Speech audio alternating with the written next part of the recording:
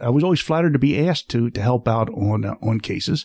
And in fact, I just got back from a case up on the New York border in Susquehanna County, and I used I'm helping the DA there, and I used the 4 members of the District Attorneys Association that I used to work with to work on that case with me, because these are friends you make for life when you help these people out and they help you out.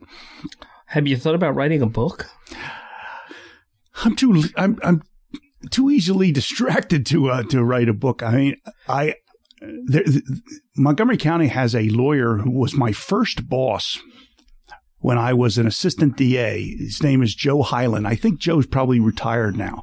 He was the head of the pretrials division when I was an assistant DA and was my boss. He's a very fine lawyer. He's also an extraordinarily talented writer, and he used to win.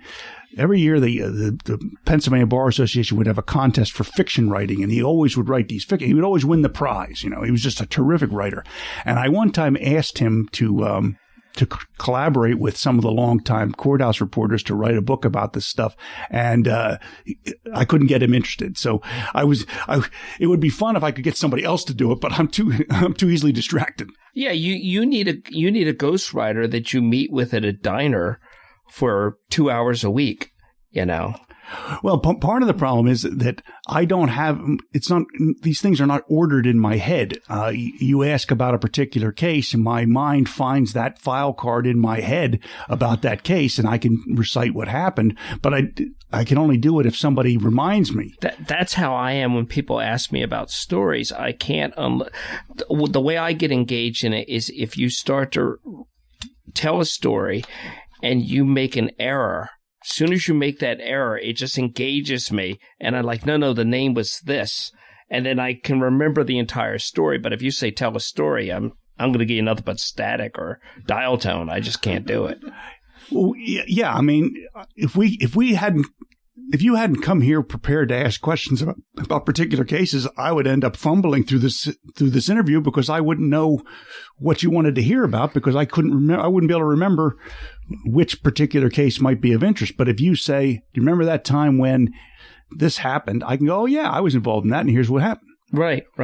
Well, thank you very much. It's been great talking to you. You should write a book. You should get it down, because who knows what's going to happen with that TV show. They shelve things for a long time in Hollywood. They could pull this out and, you know. Well, the problem is, you asked about the times I've been on Discovery Channel or A&E or History Channel or those shows. When they run the repeats, people from all over the country will send me, I just saw you on TV. Well, I'll find it. I look 20 or 25 years younger. Black hair. Yeah, my hair's dark, and I haven't got all these lines on my face, and I only had to shave every other day and stuff like that. I mean, it's unbelievable how much I've aged in my appearance. You've got jet black hair. Your son can play you. I'm very proud of my son. He's an assistant DA in Allegheny County under the legendary DA Steve Zappala out there, and I laugh. My wife is as easygoing a person as there is on the planet. As nice. Everybody likes her. She used to go with me on campaign things, so I would have one person to talk to, because I don't really like talking to people that I don't know. Well, she would make friends with everybody. In fact, I got involved in politics successfully because my wife made a very good friend of a woman that we used to see at all these parties. Turned out she was the wife of the chairman of the party, and we ended up being invited to their house all the time because my wife became friends with her. So my son got that gene. He's a very easygoing, laid-back guy, but he was fortunate that he got the analytical mind of a lawyer, and he was born in December of 91. I had just become chief of the trials division, third in command at the DA's office. So his entire life, I was doing that kind of work. And he never knew anything else. It was not unusual for county detectives or state troopers or uniformed police officers to be at our house. That was the routine thing.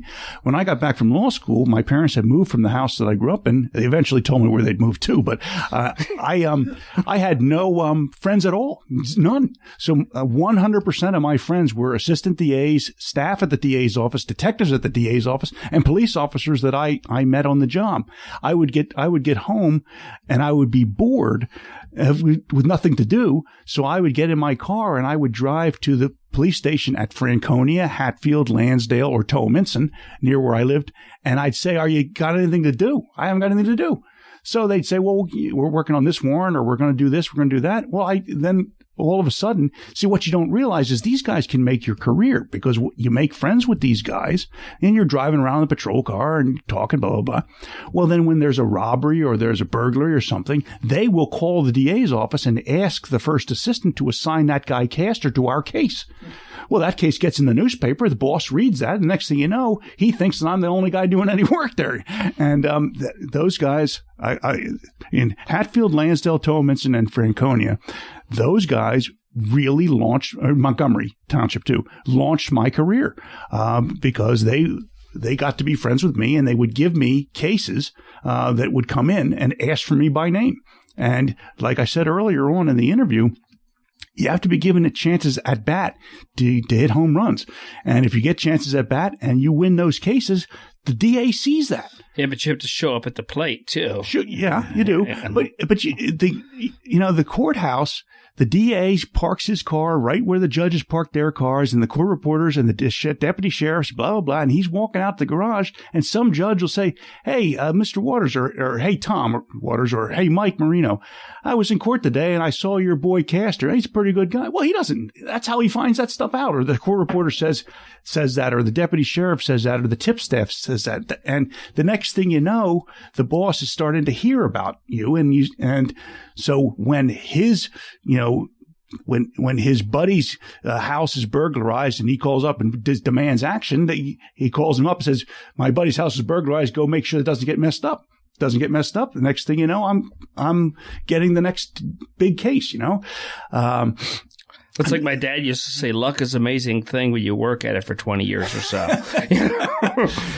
Yeah. And so my son, he was always only around that and only saw that. And that's got to be exciting stuff when you're a kid growing up, and guys with guns and badges and shotguns and bulletproof vests, and dad's, on TV and, putting on his bulletproof vest and kicking in doors and stuff like that. Well, so he ends up working in the DA's office, working for me as county commissioner, working in the Allegheny County DA's office, and going to law school, becoming an assistant DA. So the other day I asked him, he started in the DA's office last fall. I said, I have senior members of management in the DA's office out there are friends of mine.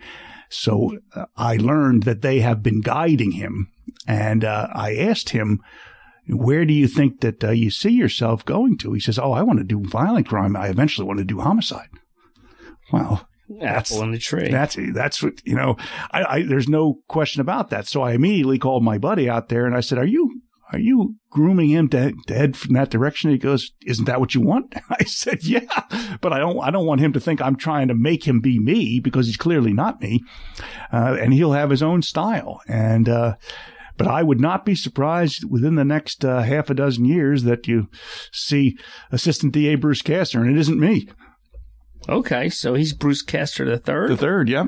Okay. And we were, as it turned out, I was an assistant DA in Center County and briefly in Susquehanna County, while he was an assistant DA in Allegheny County. So it was kind of fun.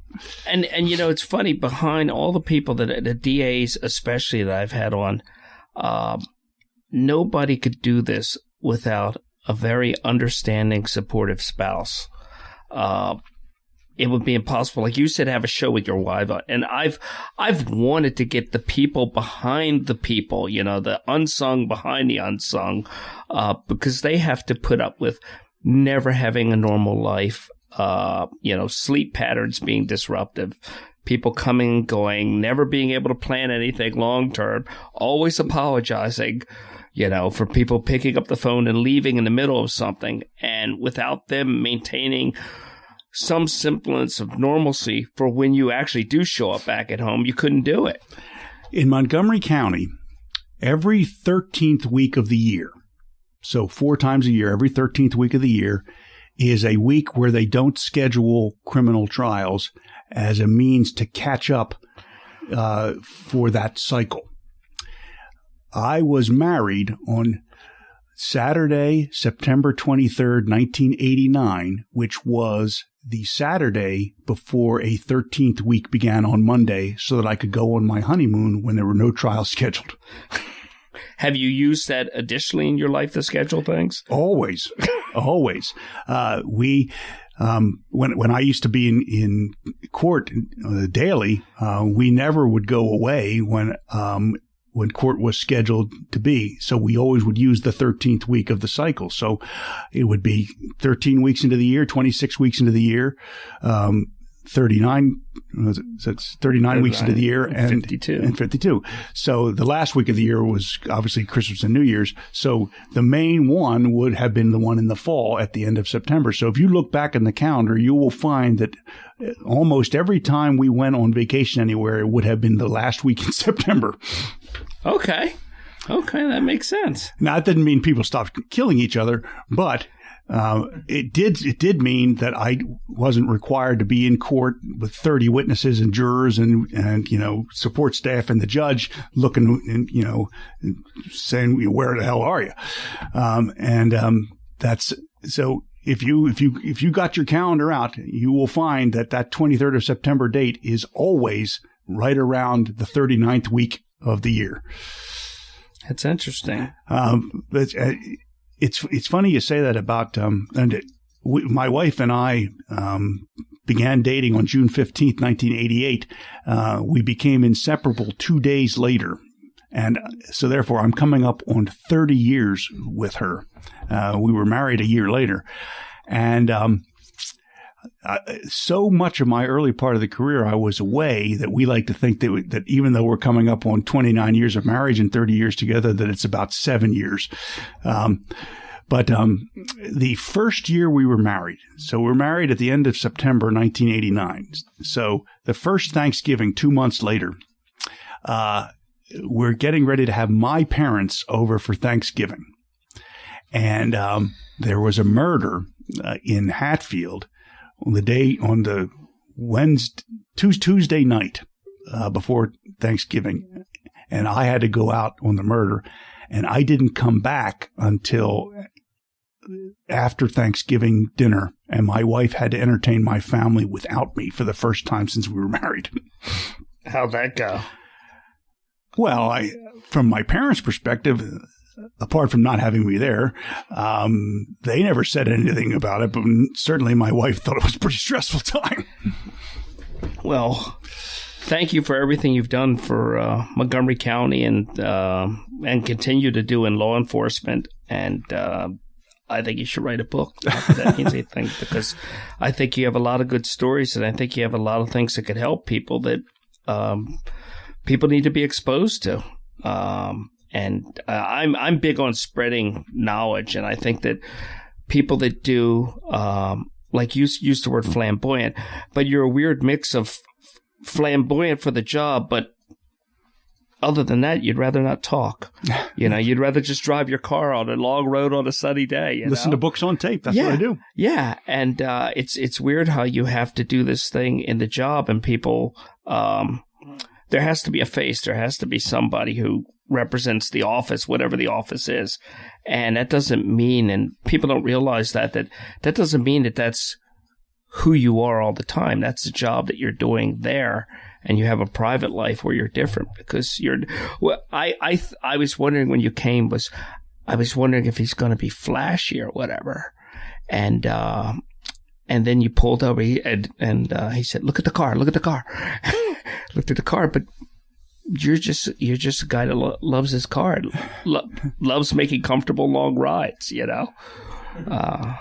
Well, when I was in law enforcement full time and was often the face of law enforcement, part of my job was to reassure the public that their law enforcement community was on top of it. One thing that bothered me a great deal was when the public thought that there was some killer at large out there and that they were at risk because we hadn't caught the killer yet. And I was trying to reassure them that we're on top of it and we'll get who did it. So that was the primary reason why I was the face of law enforcement. And of course, I'm trying to shape the narrative going forward, because sometimes when